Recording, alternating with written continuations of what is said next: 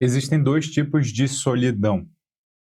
A primeira você provavelmente já conhece, é essa que aparece quando você fecha a porta, quando você sente que falta alguém, quando você percebe que a casa está grande demais só para você. Ela é desconfortável, mas ela é perfeitamente compreensível. A segunda é essa que ninguém percebe que está vivendo, ela dói, ela decorre da ausência e ela decorre, sobretudo, da confusão. Não falta alguém, falta você. Hoje eu quero fazer uma pequena autópsia filosófica. Quais são esses dois tipos de solidão e por que a segunda é tão mais grave que a primeira? Meu nome é Vitor Lima, eu sou seu professor de filosofia de hoje e de sempre, e isto aqui não é filosofia.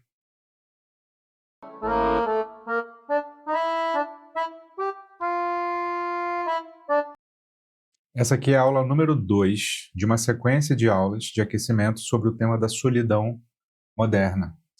Vou fazer 15 aulas ao todo para que lá no início de janeiro eu proponha a grande solução para o ano de 2026 contra a solidão. Nós vamos lançar o nosso Clube do Livro, cujo tema será a solidão. Nós vamos propor alguns filósofos que tratam profundamente do tema.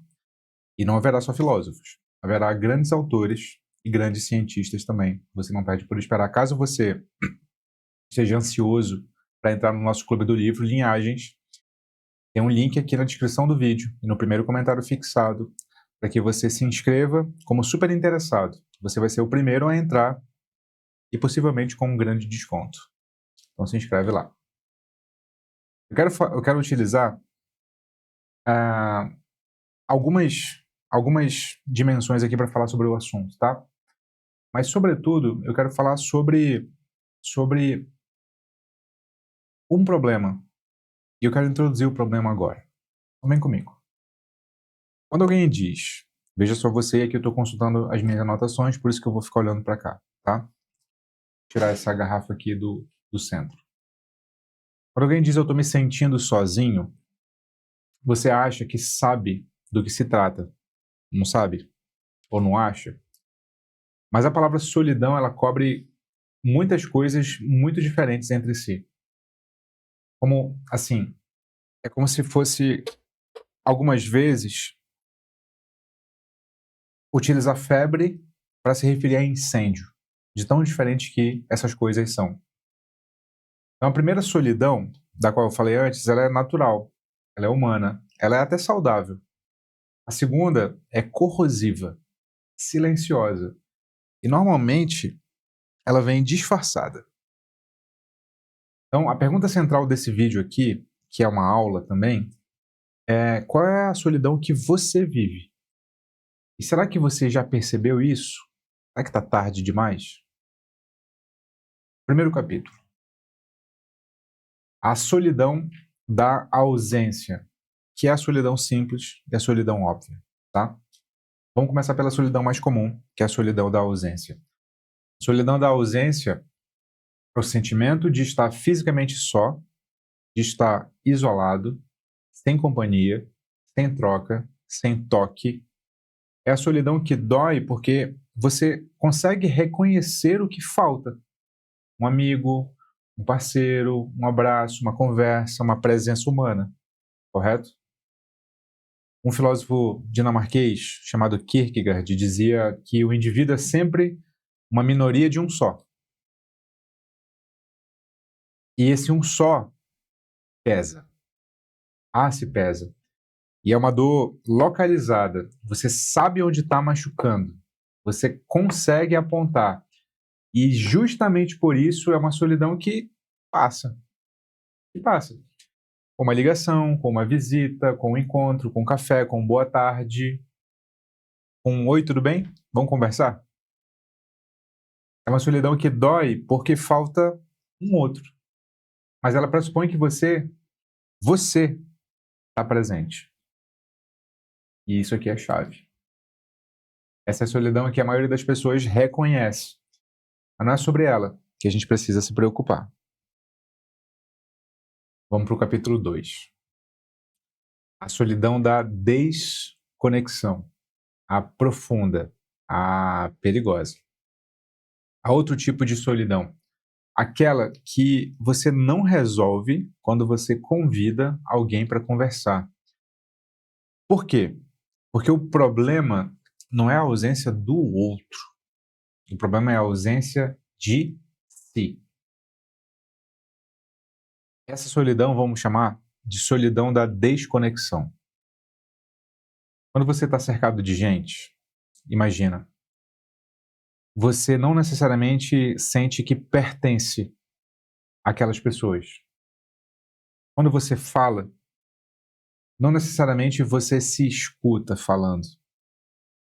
Quando você está num relacionamento, não necessariamente você está nesse relacionamento porque você quer, mas só por inércia. Quando você se olha no espelho e você não reconhece quem está lá, você não sabe sequer quando você parou de se reconhecer. Outra filósofa chamada Hannah Arendt dizia que a solidão mais perigosa não é estar só, é ser incapaz de fazer companhia a si mesmo. Companhia a si mesmo. Ela chamava isso de uma espécie de desolação.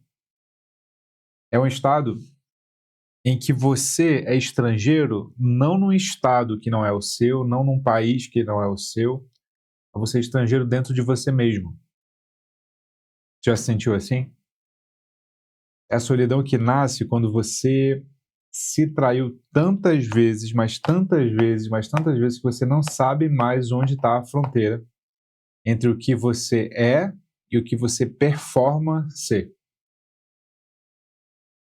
Essa solidão é muito grave.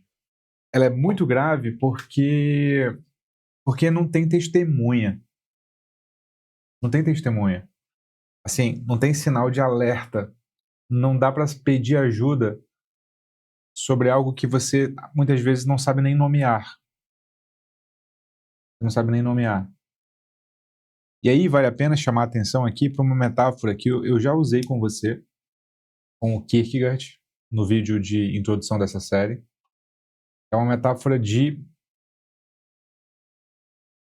da casa, a sua mente enquanto casa. E aqui vamos para o terceiro capítulo.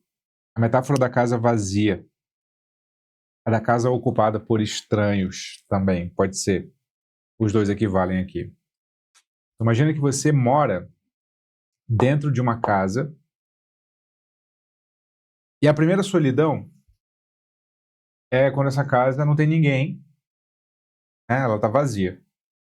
É triste, mas dá para organizar, dá para chamar gente. A segunda solidão, essa casa não está vazia. Essa casa está cheia. Cheia de vozes que não são as suas, cheia de opiniões que não são as suas, cheia de desejos que você pega emprestado. Você vive cheio, mas você também vive vazio. A casa está ocupada, mas você não está na casa. Essa é a solidão da desconexão. Você não sofre por não ter companhia, você sofre porque você não consegue fazer companhia a si mesmo. Não consegue fazer companhia a si mesmo. E veja, dá para a gente fazer um contraponto antes da gente ir para o final. Será que essa segunda solidão pode ser de algum modo positiva ou ela é sempre negativa? Então, antes de transformar essa solidão assim num vilão absoluto, nossa, vamos pensar num ponto importante, porque tem momentos da vida em que se sentir desconectado é um sinal não de desolação, à la Hannah Arendt, mas de transição. Transição. O Kierkegaard dizia que a angústia pode ser uma professora. E ele fez todos os existencialistas praticamente concordarem com essa tese. A angústia não é vista só do ponto de vista de uma patologia. Quando você se sente angustiado, em crise, você começa a ressignificar a sua vida. A Arendt, por sua vez, acreditava que o pensamento nasce quando você se retira do ruído, certo? Ou seja, a solidão da desconexão pode ser um chamado para mudar a sua vida. Pode ser um aviso de que você está vivendo no famoso piloto automático. Pode ser um começo de uma reinvenção de si, um renascimento.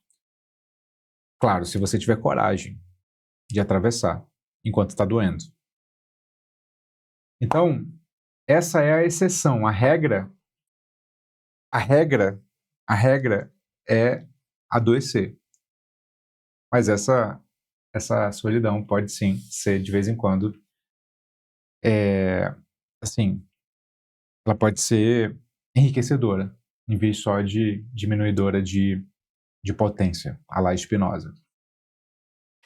Então aqui a gente já pode ir para um capítulo 4, os sintomas da solidão profunda e como é que a gente pode reconhecer. Eu vou citar aqui, listei 6. Eles não são exaustivos, tá? No sentido assim, nossa, eu preciso dar check em todos eles, porque senão eu não tenho solidão profunda, ou eu me sinto em solidão profunda mesmo não tendo alguns deles. É só um guia. Você seguir se você quiser. Primeira pergunta, e aí você coloca aqui nos comentários, tá? Por favor. Você sente cansaço mesmo depois de descansar?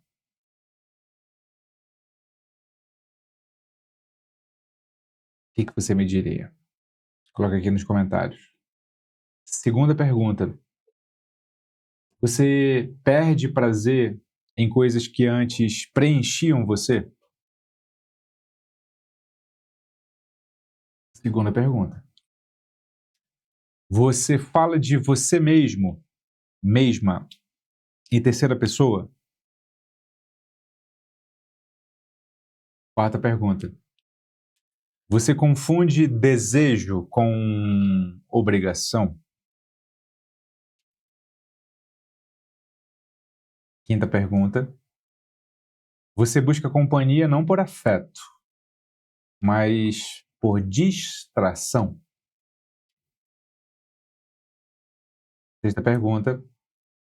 Você teme o silêncio, não porque ele é vazio, mas porque ele revela demais.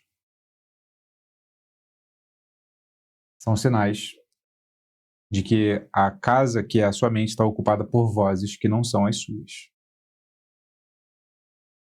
E aí, a gente pode lembrar por que essa solidão é grave. É muito simples. A primeira solidão é um estado. A segunda solidão é uma relação quebrada que você tem com a sua própria alma. A primeira aponta para fora. Eu preciso de alguém. A segunda aponta para dentro. Eu nem sei quem eu sou. A primeira pode ser curada com presença. A segunda só pode ser curada com uma reconexão com você mesmo. Que é lenta, que é dolorida, que é íntima. Que é íntima. A primeira solidão é mais humana. A segunda solidão é existencial. Existencial. A primeira solidão passa, a segunda solidão se instala. Se instala. E quanto mais tempo ela fica, menos você percebe que ela está ali.